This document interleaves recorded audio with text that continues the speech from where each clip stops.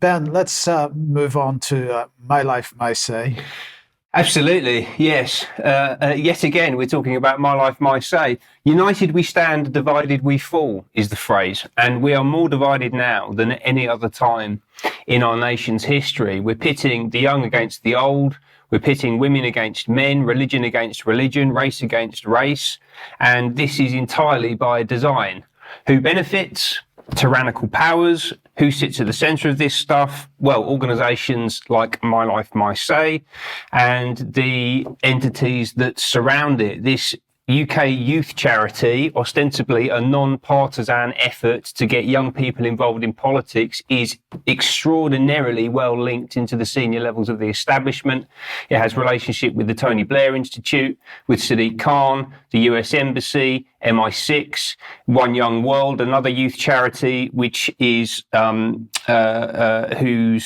patron is Meghan Markle, NCS, the National Citizen Service, whose chairman is Lord Cameron, our Foreign Secretary, UK Youth, whose patron is Princess Anne, R&Co 4 Generations, which is the Rothschild family based out of Paris, Tortoise Media, which is a new media organisation which works directly with the Rothschild family. And My Life, My Say sits in the centre of all of this. It's run by this gentleman, Mos-Shogbamimu, MBE.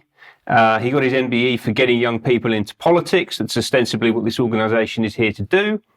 It's got a board of trustees, as all charities do. I won't go through all of them right now, but the one that's particularly interesting, given what we've already been talking about, what's going on this week and this year, is this woman, Harjit Sahota, who is the head of external relations and stakeholders for Keir Starmer at the UK Labour Party. And according to, in her own words, her job is about directing the electoral and targeting strategy for community engagement for the UK 2024 general election. That's what she's there to do. She's trying to get that fella on the right-hand side of the stage into power, which will ultimately mean that the guy on the left-hand side of the stage, Tony Blair, will be in power, because that's ultimately, I believe, who Starmer is working for.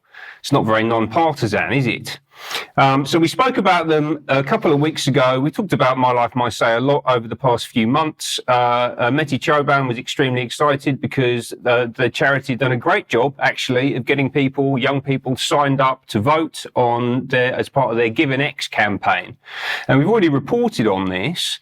The reason that it's interesting, and I'm bringing it back up today, is that we're actually seeing the confluence of two stories. We talked about MLMS a lot. We've also talked about Freud Communications, Freud's group. And it turns out that those two organisations are working together. This was an announcement made a couple of days ago by Freud's. My Life, My Say, a non-partisan youth-led charity, is campaigning to increase voter participation through the Give an X campaign. With our support, so they are working together, more than 113,000 young people registered on National Voter Registration Day.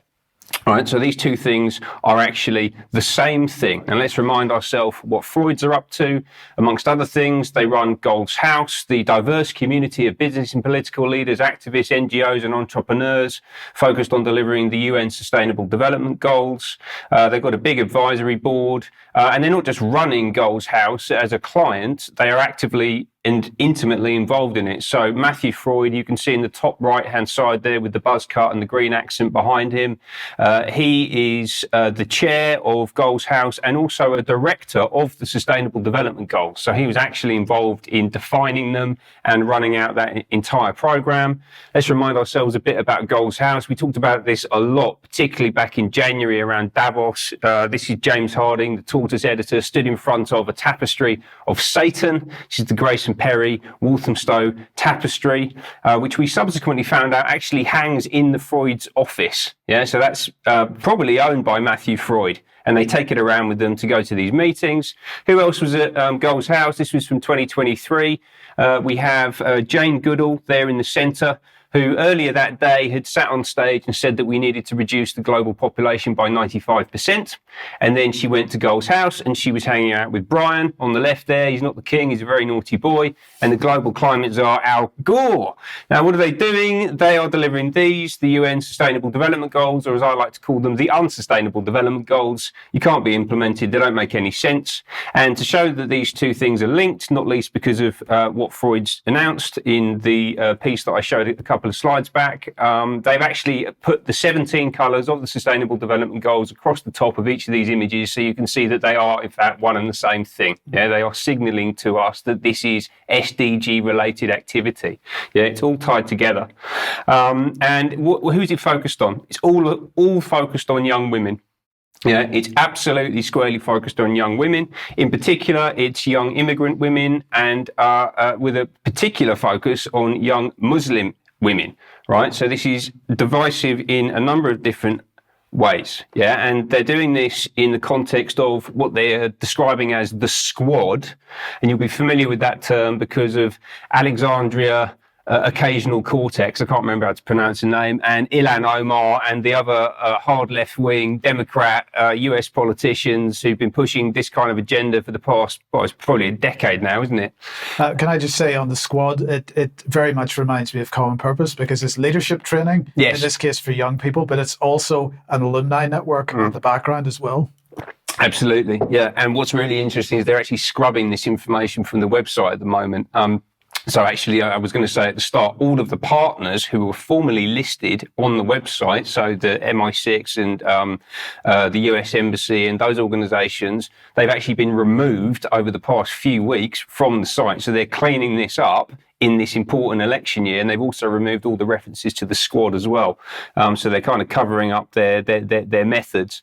They're doing this in the context of basically a global gender war, right? I mean, it's been going on for a long time, but there's been a lot of discussion over recent weeks of a global gender divide that's emerging. But I'm sure it's just happening naturally. There's nobody behind it. It's not a conspiracy. It's completely organic, Mike. Of course, this is just emanating up from the ether. Like, there's nothing behind it at all, but it is quite a remarkable split, and it's all down the middle between male and female. And what we're seeing is that women are much more liberal than men, much more likely to vote for left-wing parties than men. And as you say, it's not naturally occurring. It's being driven by the actions taken by organisations like MLMS, Freud Communications, Tortoise Media. Basically, the whole mainstream media, the entire cultural narrative has been geared up to deliver this divide. Yeah, just yet another divide. We talked about the young and the old, talked about gender divide, we talk about the religious dynamic they've introduced into this,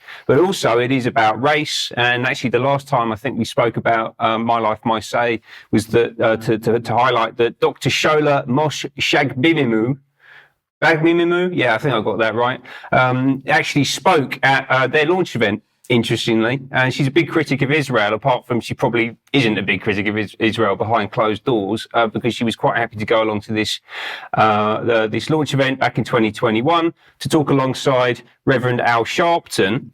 And Al Sharpton is one of the biggest race grifters of the past 50 years, basically, you know, extremely divisive figure in the United States.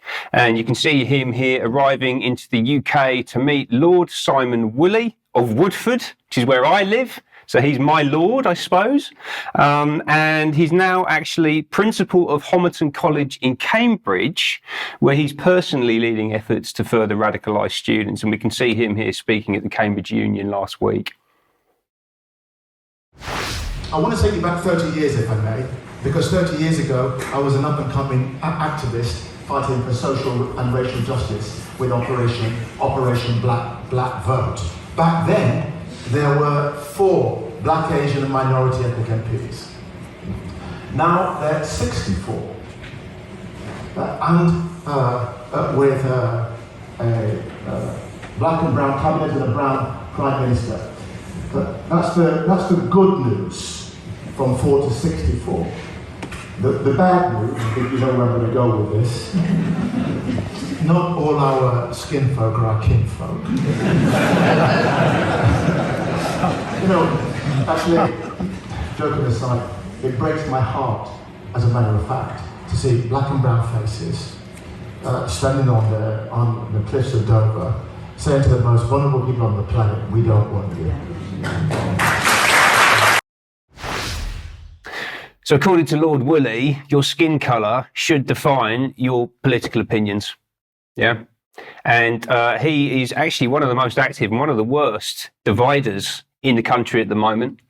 And we're going to see these intersectional fault lines between races, religions, genders, the different generations in the country, opened up as much as possible by these people this year. And it's our job as concerned and active and engaged citizens to put the pieces back together and to unite the country.